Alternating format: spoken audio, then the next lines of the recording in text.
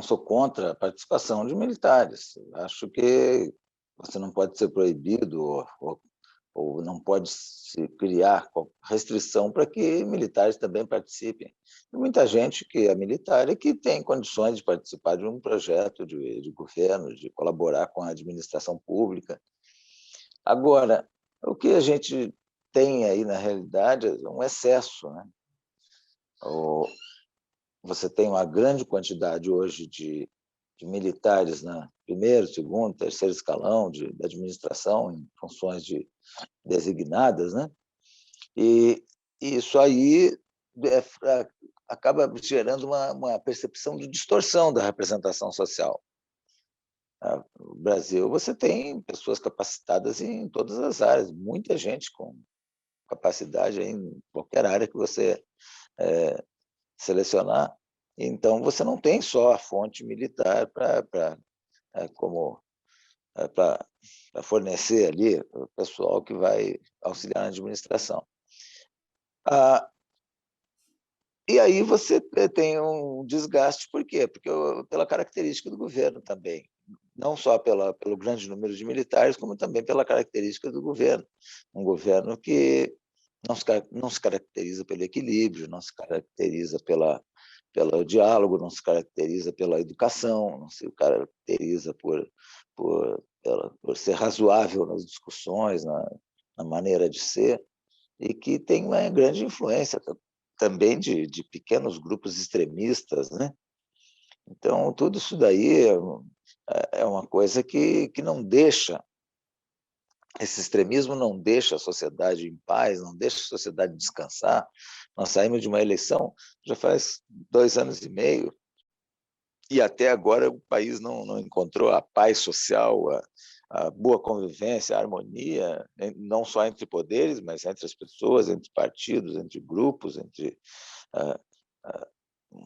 uma boa convivência política. Então, e agora ainda reforçado com escândalos, né? Então, tudo isso daí traz desgaste. E essa percepção de que os militares as instituições, né, estão engajadas com o governo de ocasião aí que hoje está exercendo aí o governo, isso aí traz um desgaste, sem dúvida nenhuma.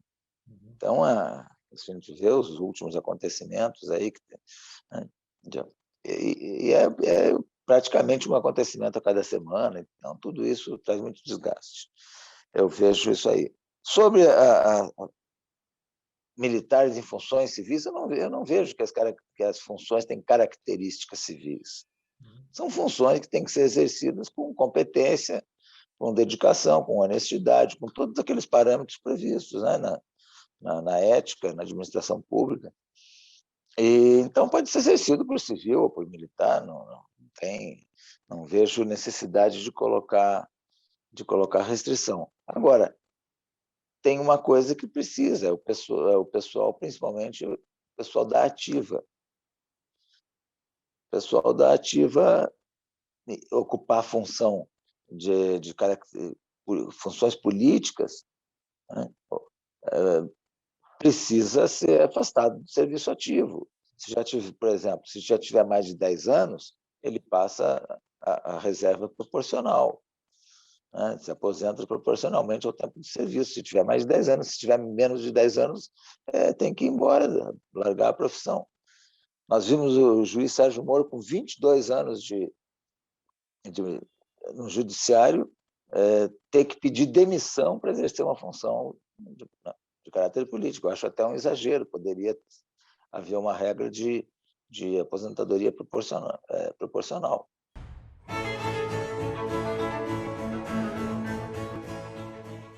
Não, isso aí é responsabilidade da autoridade que convida, né? Você é o presidente, você que dá a diretriz, é você que convida para algumas funções e dá a diretriz para o convite das demais. Então, isso aí é uma responsabilidade bem definida. E eu vejo que por 2 motivos. Em primeiro lugar, uma ideia planejada de tentar transferir o prestígio das Forças Armadas, o prestígio do Exército para o governo. Isso aí é proposital. E a outra coisa é a falta de conhecimento, a falta de conhecimento para convidar pessoas de diversas áreas, diversificar esses convites, né, em áreas técnicas, etc. Chegamos ao ponto de, até para algumas funções técnicas, convidar pessoas que não são habilitadas para aquelas funções. Não tem nada de ilegal, mas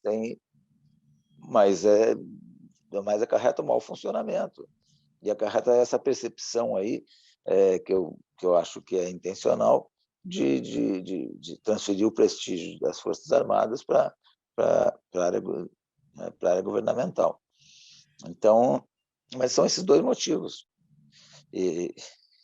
O segundo sendo esse de falta de conhecimento, falta de ideia, falta de habilidade, falta de relacionamento, né, para convidar outras pessoas e fazer um quadro mais equilibrado, aproveitando capacidades que tem bastante no Brasil.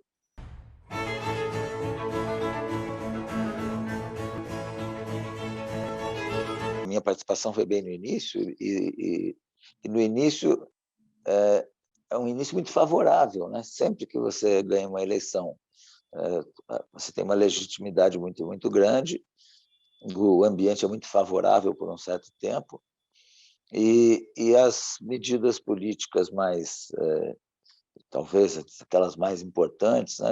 É bom já desencadear de imediato, dentro daquele ambiente pós-eleição, que é um ambiente muito propício, muito favorável à autoridade, né? Depois você entra numa rotina ou num desgaste, às vezes, por outras razões, e aí você não consegue mais implementar aquilo que se julga importante. Aí aconteceu um problema de característica pessoal, né? Problema de característica pessoal, que não conseguiu unir o país após a eleição. Após a eleição, nós continuamos com um clima de campanha eleitoral. Após a eleição, que você tem que fazer a sociedade entrar num ambiente de paz, baixar aquela tensão que existe na eleição, para a sociedade produzir o relacionamento político com os partidos, até com os seus opositores, né, da eleição. Você tem que ter uma boa convivência, né, política, de educação, no mínimo, né?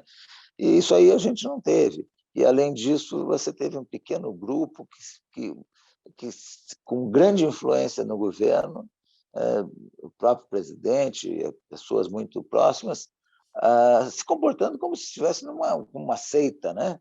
Comportamento de seita, de fanatismo, de radicalismo. Então, isso aí, e aí não se prestou atenção naquilo que precisava fazer e que poderia fazer logo de saída. Então, são essas razões por que não conseguiu, e não conseguiu essa estabilidade até hoje.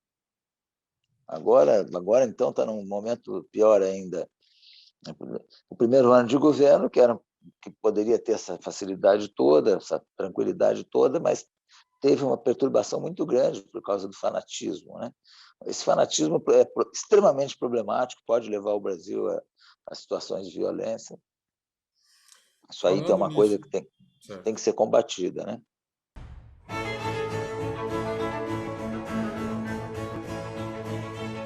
O fanatismo, que é a base hoje da campanha, né? Você tem é visível isso aí. Esse fanatismo, em qualquer lugar do mundo, o fanatismo sempre leva à violência. O final do filme do fanatismo sempre é a violência. Você pode não ser generalizada, mas, no mínimo, situações de violência localizada, isso aí é quase certo que aconteça. Você tem um estímulo a isso, de toda forma, né? O fanatismo se alimenta de fanatismo nas mais diversas situações, e você ainda tem esse incentivo absurdo, né, de falar que o processo é eleitoral é fraudulento, né? Qualquer processo pode ser aprimorado, qualquer processo pode ser aperfeiçoado. Mas daí, para você dizer que é fraudulento, quando você tem um presidente que foi eleito 7 vezes na vida com esse sistema, os filhos foram eleitos nesse sistema várias vezes, então, só nessa família nós temos mais ou menos uma série, então, talvez 12, 14 eleições por esse sistema, né? O sistema pode ter algum problema? Pode, pode ser aperfeiçoado, todo o sistema pode ser aperfeiçoado, mas daí para você dizer que é fraudulento, isso daí é uma coisa completamente irresponsável e que pode levar a problemas lá na frente. O caso de dizer que não vai, que não vai reconhecer o resultado, né? Pode não reconhecer, se perder, não quer passar a faixa, embrulha, põe numa bolsa e leva para casa. Mas você tem que reconhecer o resultado. Então, ou se não quiser reconhecer, tem que transferir de qualquer maneira se perder a eleição. Se ganhar, continua. Se perder, não tem como, né? Pode levar até a mesa e ir embora para casa, mas o resultado ele acontece, né? Então, isso aí é uma coisa irresponsável, você ficar falando que o sistema é fraudulento, que estão preparando fraude. Isso aí faz parte do fanatismo e de uma campanha de má intenção mesmo, né? É uma coisa de subversão da ordem, né? Outra coisa a todo instante você querer colocar a Força Armada no jogo político. Força Armada não é instrumento de intimidação política, de pressão política. As Forças Armadas elas são bem prestigiadas pela sociedade exatamente porque elas não fazem parte do jogo político e porque elas se dedicam de maneira excelente à defesa da pátria e auxiliar nas políticas públicas. Então, mas não ficar fazendo, não pode servir de ferramenta para interesses de poder pessoal. Então, eu não vejo Força Armada com nenhuma chance de Força Armada apoiar uma aventura pessoal. As polícias militares é a mesma coisa. Eu vejo o pessoal falando em polícia militar. As polícias militares elas vivem em contato com o público, elas estão aí no policiamento ostensivo, elas têm hierarquia, elas têm disciplina. São 500 mil homens, você pode ter alguns problemas, né? Problemas disciplinares normais que acontecem em qualquer organização, porque são 500 mil homens, são 500 mil pessoas, numa atividade dificílima. A atividade de polícia é muito difícil. A situação emocional do policial quando sai de casa de manhã, ele não sabe se volta, né? Em determinados ambientes, o policiamento é muito arriscado, é até perigoso. O Brasil tem um alto índice de crimes, etc. Então, as polícias, mas elas têm a estrutura, elas têm a sua estrutura, elas têm gente muito capacitada.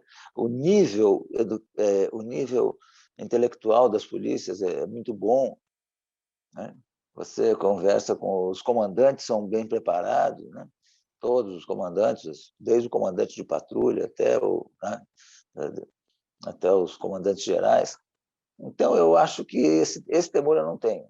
E eu acho que se o governante quiser arriscar fazer alguma coisa ilegal, contando com Força Armada e com Polícia Militar, ele vai dar com os burros na água. Eu acho que todo esse discurso é um grande blefe. Isso é um grande blefe.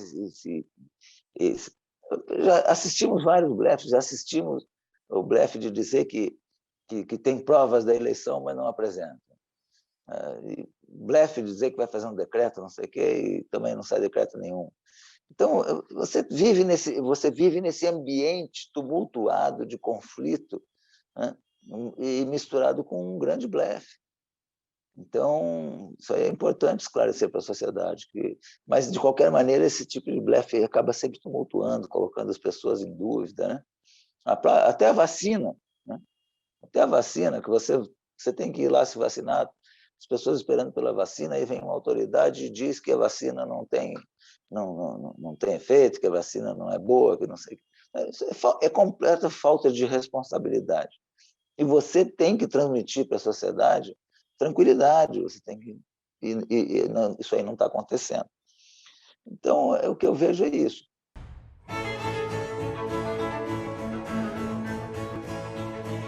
Isso aí, essa próxima eleição, falta 1 ano e pouco para a eleição, está faltando 1 ano e 4 meses, mais ou menos. Isso. E tem 2 grandes interessados nessa polarização, que são exatamente os 2 extremos, onde um alimenta o outro, né? Se você for ver o cabo eleitoral mais dedicado do PT, aquele que fala no PT todo dia, desde que foi eleito, o grande cabo eleitoral é o presidente da República. O grande cabo eleitoral do PT é o presidente da República. E vice-versa, né?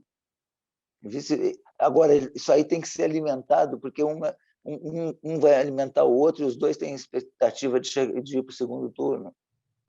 E a sociedade precisa, não é de retrocesso, porque um já teve a oportunidade de governar por 4 anos, o PT teve a oportunidade de governar por 4 mandatos, né? 16 anos, sendo os 2 últimos cobertos pelo vice-presidente, que era o ex-presidente Michel Temer. 4 mandatos. Teve a oportunidade dele, fez algumas coisas, outras não fez, se desgastou com casos de escândalos, de corrupção, etc. Acabou. Entrou esse governo com uma boa expectativa, mas está conseguindo provar em 2 anos e meio que não conseguiu unir o país, não conseguiu trazer a paz social. A gente vive dentro de um show o tempo todo. Então, agora com escândalos, a pandemia foi um desastre de administração. Então, o que o Brasil tem que encontrar é paz, e essa paz, ele na busca dessa tranquilidade, dessa paz, outras pessoas podem ter oportunidade, né? Então, as instituições estão muito frágeis, estão muito enfraquecidas, e achar que só tem 2 opções num país de 220 milhões de habitantes, onde tem muita gente, em todas as áreas você encontra pessoas excelentes. Vamos dar oportunidade para uma nova opção, né?